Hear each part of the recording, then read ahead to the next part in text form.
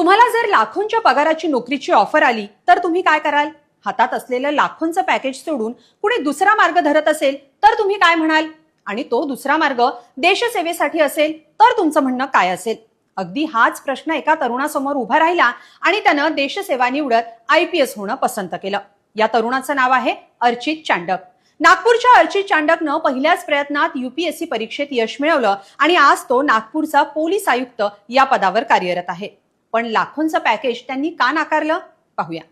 खरं तर IAS आणि IPS सारख्या मोठ्या पदांवर पोहोचण्यासाठी अनेक जण प्रयत्न करतात, पण काहींना हे यश सहज मिळतं. अर्चित चांडक अशांपैकीच एक. अर्चित चांडक यांचा जन्म महाराष्ट्रातल्या नागपूरमध्ये झाला. लहानपणापासूनच अभ्यासात हुशार असलेल्या अर्चितनं 2012 साली JEE ची परीक्षा दिली आणि शहरात अव्वल क्रमांक मिळवला. देशातल्या सर्वात प्रतिष्ठित संस्थेत प्रवेशही मिळवला.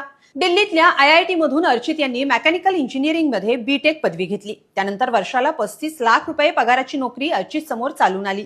पण मनात कुठेतरी देशसेवेची इच्छा असणाऱ्या अर्चित यांनी मोठ्या पगाराची ही नोकरी थेट नाकारली आणि सरकारी सेवेत जाऊन देशासाठी काम करण्याचा महत्त्वाचा निर्णय घेतला. BTech पूर्ण केल्यानंतर त्यांनी नागरी सेवा परीक्षेची तयारी सुरू केली. 2018 मध्ये अर्चितनं पहिल्याच प्रयत्नात UPSC परीक्षा उत्तीर्ण केली आणि ऑल इंडिया 184वी रँक मिळवली. या मोठ्या यशानंतर त्यांना भारतीय पोलीस सेवा म्हणजे IPS केडर मिळालं. पहिली पोस्टिंग भुसावळमधल्या बाजारपेठ पोलीस स्टेशनमध्ये स्टेशन हाऊस ऑफिसर म्हणजेच SHO म्हणून झाली.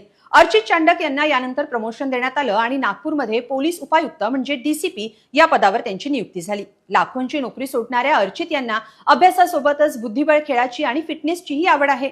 त्यांनी 42 किलोमीटर मुंबई मॅरेथॉनही पूर्ण केली आहे. दरम्यान अर्चित चांडक यांनी UPSC बॅचमेट IAS सौम्य शर्मा यांच्याशी विवाह केलाय. त्यामुळे पती पत्नी दोघेही देशसेवेत रुजू आहेत.